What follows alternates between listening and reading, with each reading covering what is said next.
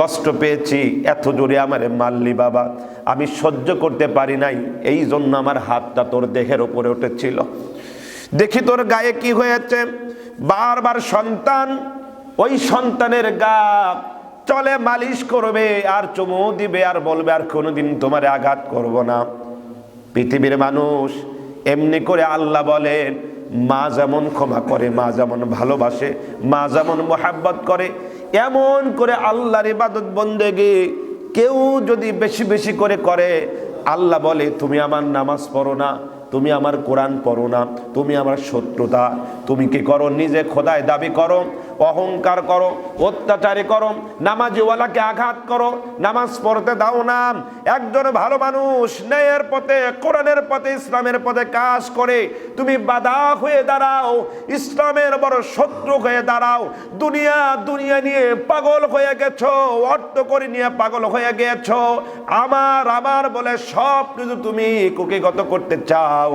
একটা জিনিস মনে রাখো, আমার আল্লাহ বলে, আমার আল্লাহর ফেরেশতারা ডেকে বলে, আল্লাহ বান্দা তো তোমাকে ভুলে গিয়েছে, নিজেই স্বয়ং সম্পন্ন হয়, সে তো কোনো জায়গায় নামাজিওয়ালাদের ঠাঁই দেয় না, ও কথায় কথায় অপমান অপদস্থ করে, ইসলামের কথা শুনলেই সে রাগান্বিত হয়ে যায়। অনেকে দেখবেন জানাজা গেলে তার কয় তাড়াতাড়ি করেন, পারাপারি করে, আর ইমাম সাহেব তাড়াতাড়ি করেন, এটা করছেন কেন? আছে না? সম্মান দেয় না, ইজ্জত দেয় না। আমার আল্লাহ বলে, দেখি আমার বান্দা কতটুকু কি করে। আস্তে আস্তে যখন ওই বান্দা বুঝতে পারে আমি ভুল করেছি, আল্লাহ কয় ভুল করেছো, কিন্তু তুমি নিজে অনুতপ্ত হয়েছো, আমি আল্লাহ তোমাকে ক্ষমা করে দিয়ে জান্নাত দান করব। জোরে বলুন সুবহানাল্লাহ। আল্লাহর মতো দয়া মায়া আর কারো আছে? বলেন আছে? মার মতো দয়া মায়া পৃথিবীতে আমার মনে হয় আর কারো নাই। শ্বশুর বলেন শাশুড়ি বলেন, তাদেরকে আমি ছোটে চোখে দেখবো না, তারা অনেক সম্মানী ব্যক্তি। আমার মনে হয় খাওয়া দাওয়া একটু কম বেশ হইলেও অনেক সময় শ্বশুর শাশুড়িও মন খারাপ করতে পারে, জামাই মন খারাপ করতে পারে। শুধু তাই নয়,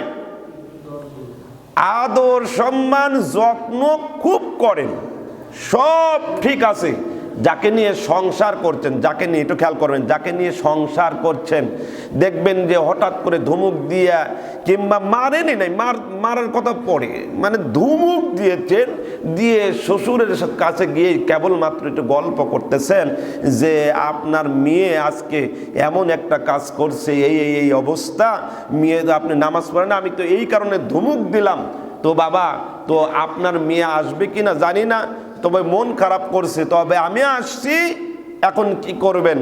তখন কি শ্বশুর চিন্তা করবে, জামাই তো ভালো কাজ করে আমার বাড়িতে আসছে, এখন বাড়ির বড় মোরগ আছে, জবাই করে দেই জামাই খাক, নাকি নাকি মনে হয় দিবে না? আমার মেয়েকে ধমক দিয়ে এসে আবার বড় মোরগ খাবে, কে এটা খাবে ওটা খাবে, মনে মনে খালি, বুঝতেই পারতেছে। তো সবচেয়ে বাস্তবতায় শ্বশুর বলেন শাশুড়ি বলেন, তারা অনেক ভালোবাসার মানুষ, পাড়া প্রতিবেশী বলেন সবাই ভালোবাসার মানুষ। মাকে বাবাকে বাস্তবতায়, আমি তো ব্যক্তিগতভাবে আমি মা বাবাকে আমি ভুলতে পারি না। আমার মা বাবাকে কেউ কোনো কথা বলুক, এটাও আমি সহ্য করতে পারি না। আমি নিজে যতটুকু খাবো তার চেয়ে চেষ্টা করি মা বাবাকে বেশি খাওয়ানো, কারণ আমি ওই দিন থেকে আমার মাথাটার মধ্যে ঢুকছে আল জান্নাতু তাহতা আকদামিল উম্মাহাতি, মার পায়ের নিচে জান্নাত। মার পায়ের নিচে কি? সন্তানের জান্নাত। এখন আমি চিন্তা করলাম, আমি বড় মসজিদের ইমাম, আমি চিন্তা করলাম মক্কা মদিনায় যেখানে হজের নামাজের সবচেয়ে বেশি লোক হয়, সেখানে আমি নামাজ পড়াই, ইমামতি করি আমি, এবং সারা বাংলাদেশ নয় সারা বিশ্বের বিভিন্ন ভাষা কোরআনের বা থেকে শুরু করে সিন পর্যন্ত সব কিছুই পড়তে পারি, বলতে পারি। সারা পৃথিবীর সবাই আমাকে সম্মান করে, ইজ্জত করে, ভালোবাসে। কিন্তু আমি ওদিন থেকেই টের পেয়েছি, আমার মাথার মধ্যে ঢোকায় নিয়েছি যে পৃথিবীর সবাই ভালোবাসে, আমি বড় মসজিদের ইমাম, আমি ভালো কিছু, তাহাজ্জুদ গুজারি, আমি সদা সর্বদা জিকির ফিকিরে চলি। এত ভালো মানুষ যতই হই না কেন, মা বাবা যদি খুশি না হয় তাহলে সব বরবাদ। দেখবেন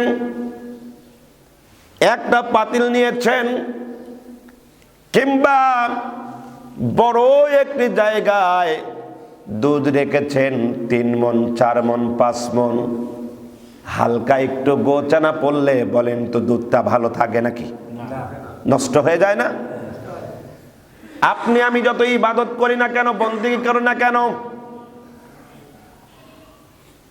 আমি যা করব না কেন, সব অপ্রিয় হয়ে যাবে যদি মা বাবা অসন্তুষ্ট হয়। তার বাস্তব প্রমাণ হলো আলকামা নামের সাহাবীটা। মা জননীকে কি করেছে? আলকামা নবীজির সাহাবী, প্রিয় সাহাবী, এত প্রিয় ছিল, নবীজি অত্যন্ত সাহাবীকে ভালোবাসতেন।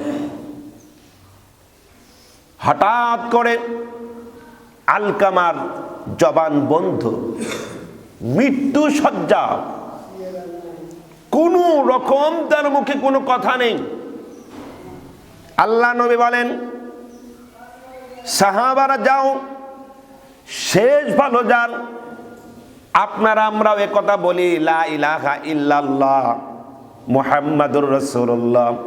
মৃত্যুর সময় যদি কোনো মানুষের জবানে এ কালেমা নসিব হয়ে যায় তাহলে সে জান্নাত পেয়ে যাবে। জোরে বলুন সুবহানাল্লাহ। নবীজি বললেন, সাহাবারা যাও, আলকামা অসুস্থ, তার পাশে গিয়ে কালেমা দেখো তো, কালেমার তালকিন দাও, কালেমা পড়াও, দোয়া দর তসবিহ পড়াও। দেখেন যে মানুষটা যখন চলে যায়, কিন্তু বলা হলো তার ইবাদত বন্দি করবে, তার আল্লাহর গোলামি করবে, পাশে কোরআন তেলাওয়াত করুক। আলহামদুলিল্লাহ, আলকামার তো জবান একেবারে বন্ধ, কোনো আওয়াজ নাই। নবীজি বলেন, কেন এমন হলো? সে তো কথা বলতে পারতেন, হঠাৎ করে তার মুখের জবান বন্ধ হয়েছে, কারণ কি? কোনো রকম আওয়াজ নাই। খোঁজ নেওয়া হলো তার মা বেঁচে আছে কিনা, কি সমস্যা। কেউ না বলতে পারে, বলতে পারে মা আর একজন স্ত্রী। কথা বলেন, মা আর স্ত্রী কিন্তু বলতে পারে। স্ত্রী বলতে পারে আমার স্বামী কেমন, আর মা বলতে পারে আমার ছেলে কেমন। মার কাছে চলে গেলেন বৃদ্ধ মা। অনেক বড় লম্বা ঘটনা, ওদিকে আমি যাব না। জনম দক্ষিণী মার কাছে গিয়ে কেবলই মাত্র বলেছে, আপনার সন্তান আলকামা, তাকে চেনেন? বলছে, খবরদার আমার ওই আলকামারের নামটা বলবা না, ওর কথা শুনতে আমার কাছে খারাপ লাগে, ওর কোনো কথা আমার কাছে বলতে পারবা না। বের হয়ে গিয়েছে। কি সমস্যা? এই তো জায়গায় রোগ খুঁজে পাওয়া গিয়েছে। তিনি যখন বিস্তারিত বলা শুরু করল, সে একজন সাহাবী, সব ভালো, কিন্তু তেনার বিবির কারণে কিংবা তেনার অন্য অন্য কারণবশতগুলো সব ভেঙে বলা শুরু করলো অল্প সময়। এমন সময় দেখা গেল, বললেন আপনার সন্তান যতই কালেমা পড়ানো হয়, এই কালেমা পড়তে পারে না, তার জবানে আসে না। বললেন, তাতে আমি কি করতে পারি? আমি কিছুই করতে পারি না। তার মুখে কালেমা আসবে কি না আসবে এটা আমার জানার নাই, আমার কোনো দরকার নাই। বলেন তো কোন সময় এই মা কষ্ট পায়, কোন সময় এই মা আঘাত পায়, কোন সময় এই বাবা আঘাত পায়, যখন ওই বাবা মা একেবারে আর কোনো জায়গা থাকে না, সেই সময় ওই বাবা মা কষ্ট পায়।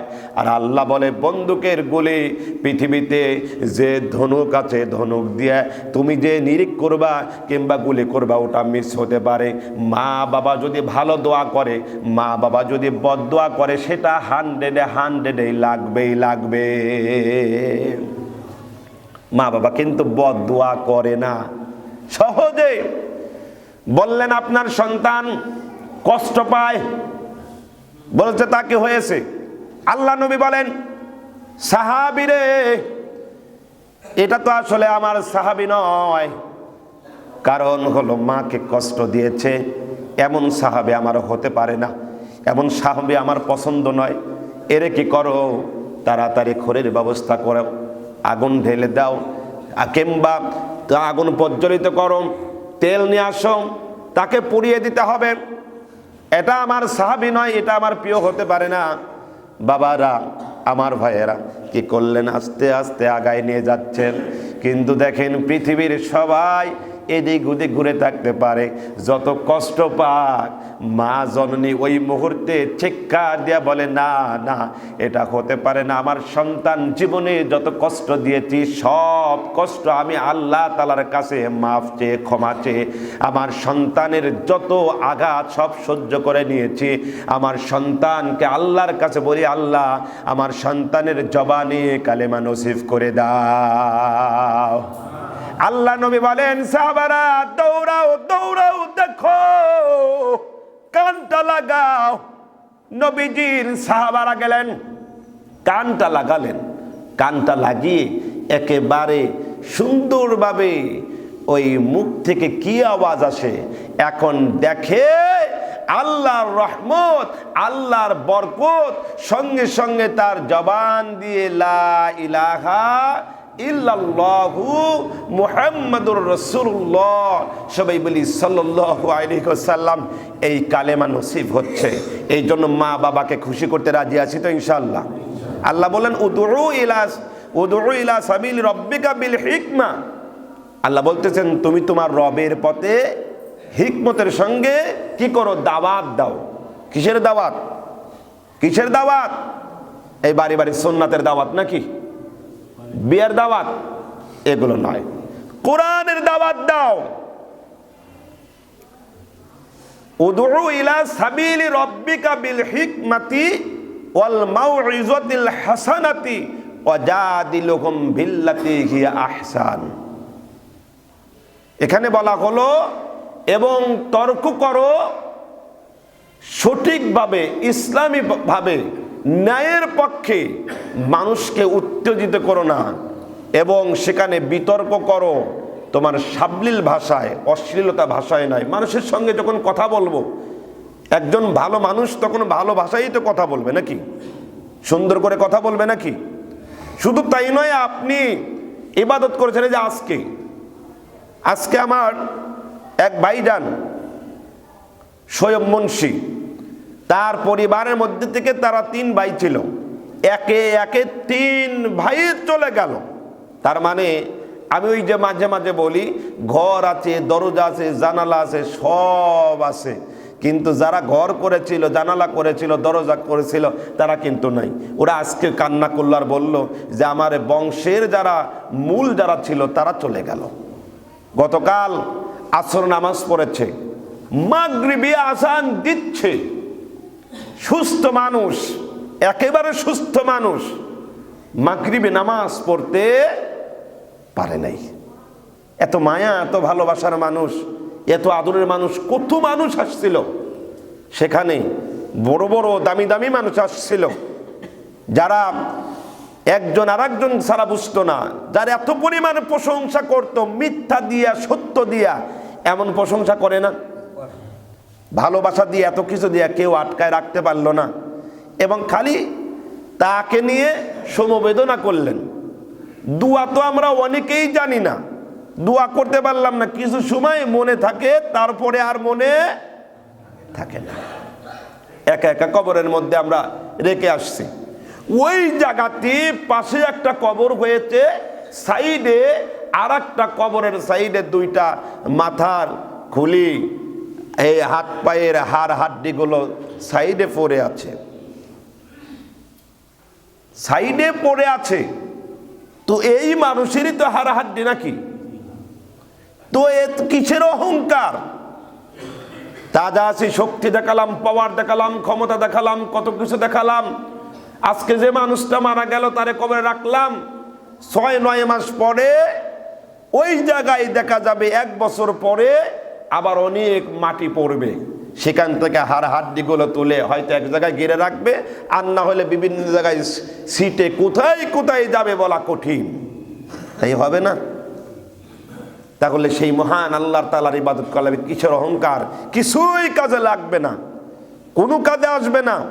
এই জন্য আসুন আল্লাহ রাব্বুল আলামিনকে খুশি করি। যিনি আপন হবে, প্রিয় হবে, কাছের হবে, তাকে খুশি করবো নাকি? যিনি জান্নাত দেওয়ার ক্ষমতা রাখেন, যিনি মাফ করার ক্ষমতা রাখেন, এমন বন্ধুই আমরা চাই। একজন নামাজি, একজন আল্লাহওয়ালা, ইসলাম প্রিয় বন্ধু চাই। কিয়ামতের ময়দানে বাস্তবতা নিয়ে সময়, যেহেতু জুমার দিনে বলতে লাগলে সময় লাগে, বাস্তবতা একজন মাস্টার আরেকজন মাস্টারের সাথে সম্পর্ক বেশি হয়, একজন ডাক্তার আরেকজন ডাক্তারের সাথে সম্পর্ক একটু বেশি হয়, একজন ইমাম আরেকজন মসজিদের ইমাম সাহেবের সাথে সম্পর্ক একটু বেশি হয়, একজন কৃষক আরেকজন কৃষকের সঙ্গে সম্পর্ক একটু বেশি হয়, একজন এমপি আরেকজন এমপির সঙ্গে, একজন মন্ত্রী আরেকজন মন্ত্রীর সঙ্গে, একজন চোর আরেকজন চোরের সঙ্গে, একজন ডাকাত আরেকজন ডাকাতের সঙ্গে, একজন লুচ্ছা আরেকজন লুচ্চার সঙ্গে, একজন সুদখোর আরেকজন সুদখোরের সঙ্গে, একজন ঘুষখোর আরেকজন ঘুষখোরের সঙ্গে সম্পর্ক একটু কম হয় না বেশি হয়? এই জন্য শোন, আল্লাহ রাব্বুল আলামিন আমাদেরকে ভালো মানুষের সঙ্গে থাকার তৌফিক যেন দান করে। শেষ ভালো যার, সব ভালো তার, জবানে যেন কালেমা নসিব করেন, আমিন।